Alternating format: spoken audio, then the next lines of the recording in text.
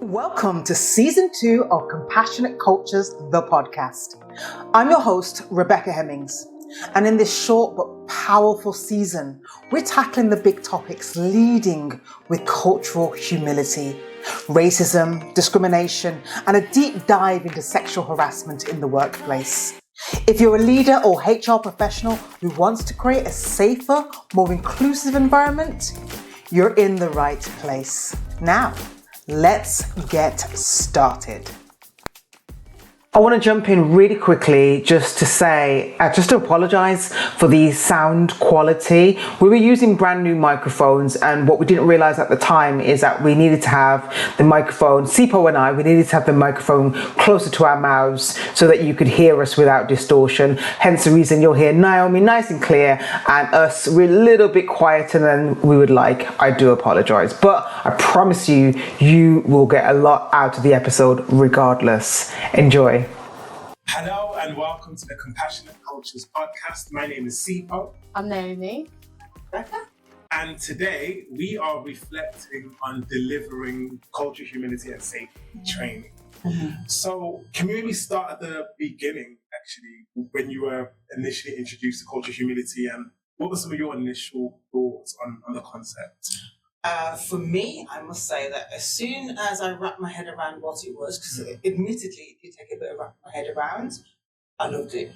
I loved it because it was so in line with the values that we have at Strawberry Words of being compassionate, being respectful, making sure we have psychologically safe spaces, and thinking about the bigger picture.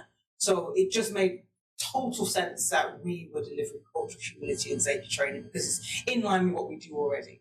Yeah, absolutely. How about you, Naomi? Yeah, I feel like I was really excited to get involved and to kind of and help people to explore that concept of cultural humility and how you apply that to practice. And I do a lot of work around intersectionality, and it just kind of it really fed into that, and people learning about each other and each other's cultures and understanding in that inclusivity. It just really resonated with me. Absolutely. And for me, right at the start, I was beginning to confuse culture, humility and cultural competence at the start. I was really going through that experience of, I guess, unlearning, actually. And I remember having similar conversations whilst I've been delivering the training. So I'm interested in how you found other people have responded to learning about culture, humility for the first time. Obviously, we didn't know what to expect because, we didn't deliver cultural humility and safety training initially. So what we had to go on were our experiences of delivering anti-racism training primarily. And so I found there's a massive difference. I felt like, now I will tell people that now I'm aware of cultural humility and safety, that's my way in. That whenever we're talking about difficult topics to do with discrimination, to do with people being treated differently, biases, prejudices, and so on, I would rather begin the conversation letting people know this is what cultural humility is. It's about sharing our cultures and identifying our own cultures. It's about being aware of your biases, and it's also about being aware of discrimination or the power structures that exist in societies. And it's about doing this work all the time. When people understand it from that perspective, there tends to be more of a rather than a do you know what I mean? It's a bit more of an easy way in, to having more difficult conversations. And so I found that, whilst I think for some people there has been that initial apprehension, once they start to, find out about this person and that person or share their own information, it's started to feel a lot more safe. Yeah. Even the terms cultural humility and safety, it's a lot more inclusive, isn't it? How about you, Naomi? Yeah, so I found that that starting off, some people engaged in the training were straight away thinking, culture, and aligning it to particular communities and groups and thinking, well, they don't know if they can identify with that. But then when they actually got their head around what cultural humility is, then the opportunity for self-reflection and then to kind of share the vulnerability to an extent that they're comfortable to do so, I think really kind of brings about those strong conversations and that lifelong learning aspect. And it just opens up a a larger amount of people to kind of engage in the topic and feel safe to explore different things. So I think once they break down that barrier of culture, do I fit in that category, or oh, am I trying to tick a certain box, and they realize actually it's not a test, then that really amazing conversations come out of that, and difficult ones, but valuable.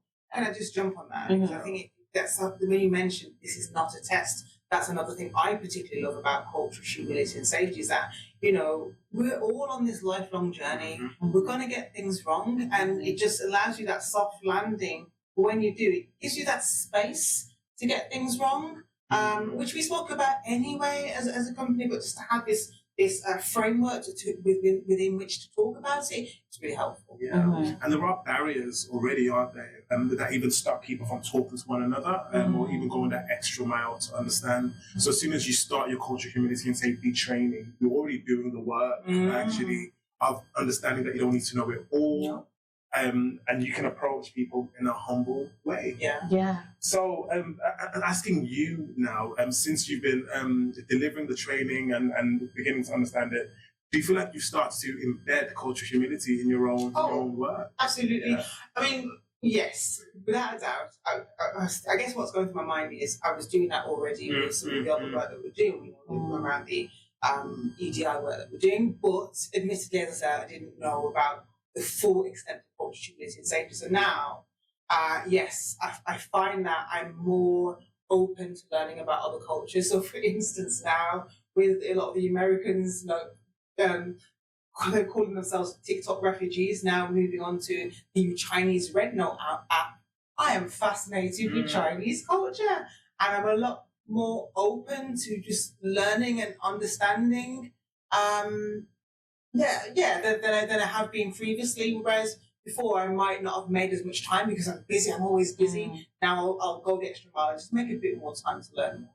Nice. Amazing. How about you, Naomi? Yeah, I think especially with not having, because I think sometimes when you want to learn more about different cultures, you think, well, I don't want to talk about that, or I don't want to dive into that because it's too much. I'm going to feel too overwhelmed, and I don't know where to start. But then with cultural humility, you're not trying to get everything right and know all the things about the culture, but you're trying to expand your knowledge. So I think that really helps, and to be able to have those for myself as well, deeper reflection on stuff that maybe actually assumptions that I might make about other cultures and communities that I didn't even realize that I had, but approaching it from a compassionate lens really helps me reflect on that, which I think really supports my practice and personal interactions as well. A lot of it is about slowing down, isn't it? And giving yourself that permission. And of course, we're always busy, and we always will be. And many people are just working in very intense environments. But giving yourself that permission to know that you can do that, and allowing other people to fill in any knowledge gaps because of their lived experience makes a big difference. And this is what I've been reflecting on and embedding that the reflective practice in my own work as well. So I think, it's definitely been helpful, right? Yeah, and I was going to add actually that sometimes with cultural humility, I've seen it in the sessions where people don't necessarily always speak a lot about their experiences in terms of opening up the vulnerability straight away. You don't see it, but then towards the end, I've seen individuals really go, this has been really powerful for me. So it's not expecting individuals to vocalize exactly what they get and stuff all the time, but it's really, you can feel that shift and that reflection. I really resonate with that. There's been quite a few moments where participants have been in, and maybe they've given off like apathetic vibes at the beginning, and you're like, okay, I really have to work with this person. But then towards like the middle of the day, like you'll see like they're laser focused and they're in the conversations. And some actually have come out and said, oh my gosh, I didn't know what to expect. Or I didn't think much of this. I just thought I'd come along. But oh my goodness, this is so important. So that happened with one particular person, and then they will know who they are. That they came and they again didn't quite really know what they were coming to, quite blasé about it. And then when they realised what it was. And it was when they saw the statistics around racism. So we shared the handout of the life cycle of racism. They were like, oh my goodness, I didn't know this. No, our whole department needs to know this. And not only did they go back and spread the word, they came back as a trainer. So that was how powerful this has been to them. And so those are the moments that really stuck with me. That's incredible. Yeah. I've heard similar stories as well. Because you never know the impact of this type of training. And of course, as people are coming into the room, they're anticipating might be the same as different types of training. But it's a very different space that's being held. And people are being encouraged to really self-reflect. Because you don't walk in and walk out and having been able to tick a box to say, I am now culturally humble. It really is a lifelong journey that you commit to. And people are then encouraged to really think about how they might do that themselves. Yeah, and I think I don't want to give the impression that it's all roses and perfect, because there have been quite a few moments where people have shared their personal stories, and they've been difficult to hear, really difficult to hear, and I can only imagine difficult to say, but people obviously felt safe enough to say those things in those environments. And so, I do encourage when people want to do that, because it's also part of the learning, but it's not easy. Yeah, and it can have an effect on you as a trainer as well. Then when certain topics come up and you really feel that pull and have shared experiences or the way that impacts you, these conversations impact you. And there's nothing wrong with that. That's why I love where there's space to take breaths and breathe and really sort of that self-care and looking after ourselves and valuing each other's experiences and space. It just is so important. What do you think you do as a trainer, and when those things happen for you in the moment? Do you give yourself that space and that permission just to breathe? Yeah, I think breathing is really important, and also sometimes you may feel, I found that where I feel a pull to kind of hear someone's story and journey, and then say, oh yeah, exactly, this is what I've experienced, and then pulling it towards yourself, but actually trying to reflect in the moment whether or not that's the best time to place your story above theirs in a way, instead of really just letting what they've shared sit with the room and kind of cultivate that safe space instead of taking away from their stories. It's just really trying to find that balance, and there's a time to share loads of different parts of your culture and your experiences, but then at the same time you don't want to emotionally overload someone. I think that's so important. And just to again jump on that in moments like that, in those exact same situations, I'm saying to myself, this is not about me. This is not about me. Because sometimes our own personal experiences are useful, but when someone's got the floor, leave them to it. That can wait, or they don't need to know that. I think that's possibly some really good advice, actually, for when we are interacting with people from different backgrounds and different cultures, and something is said or something happens, or you acknowledge a behaviour that makes you feel some sort of way. Maybe having that sense of, this isn't about me. What's actually happening right now is not about me. It's not anything personal towards me. Absolutely. Yeah, because often people just want to be validated by being heard, and they don't need you coming in with all your stuff. People get too busy in there, just leave them to it. And, we're helping them in that respect. It's a form of healing. And just a final question, because I know we've spoken quite a lot on our own personal journeys, really, as facilitators, and how participants have gone through this journey. I'm interested on when you have to talk about a very important component of culture, community, and safety, being the inequalities in society, so systemic discrimination, systemic racism. How have you found bridging those conversations, actually, between practicing being culturally humble, whilst also the importance of acknowledging these systemic inequalities? So I'm interested in that for you as a trainer. Sure, no, that's what I'm saying. I was going to ask you. So I need to be clear on what you're asking. I'm happy to start. Yeah, go for it. Yeah, absolutely. Because I think I can talk person to person, for me as a trainer. And we can begin to explore what is right and how we can possibly do things better, right? And it can seem almost that simple.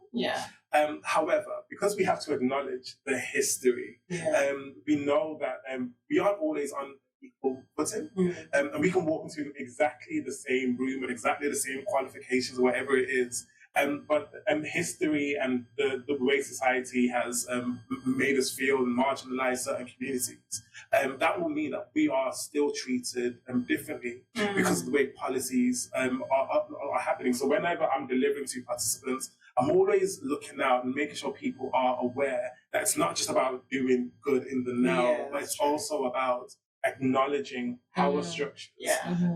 But then what I find really interesting is, how do you talk to people about how to address those power structures when you maybe you don't feel like you've got influence over policies, for example, or you're not in the senior leadership? However, I do believe that there's a way to do it. It's just that it feels really scary. I think for me, it's about managing expectations, because I think what often happens is that when we start talking about systemic discrimination and racism, and people really see them for what they are, they see all the examples, they learn the statistics, it can feel quite overwhelming. And people become quite upset or all quite empowered, feeling, right, I want to do something, but it's so big, what do I do? That's what I'm saying. Look, let's look at the low-hanging fruit, and, these systems have taken centuries to become embedded. They're not going to go anytime soon. So, what we do is we take baby steps. Why do we do what we do at Strawberry Words? It's because we know that with, every conversation, we're planting seeds. That begs the question, why are we called Strawberry Words? So, we call Strawberry Words just because we communicate via words, but Down with Strawberry has over 200 seeds on it. And so we like to think that with every conversation, with every workshop, with every talk, we're planting those seeds of knowledge, growth and development. So that's what we say to people, that, it could be as simple as you putting brown plasters in the first aid tin, to creating a new policy that will be fairer for recruitment, for instance. But, take small steps and one action at a time, and that's contributing. There's going to be enough of us eventually to make a massive impact. Yeah, I would really sort of echo what Rebbecca said there about it's recognizing those the systemic issues and the systems of power, but also recognize you can still have an impact. You can still have an impact. You don't have to take down the system. You don't have to put up billboards, stand outside the building and shout, even if you want to. You can recognize how you can have small interactions, advocate for specific communities, whether it's raising awareness of things that you've learned about a community or interactions you've had with them, whether it's if you're in a position to set up networks, adapt resources to be more accessible to those individuals. There's so many things that can be done at a micro level that actually have a really big impact. Yeah, absolutely. Listen, thank you both. This has been a great conversation on how we are wanting to advocate and contribute to compassionate cultures. Yeah. Thank you. Brilliant. Thank you so much.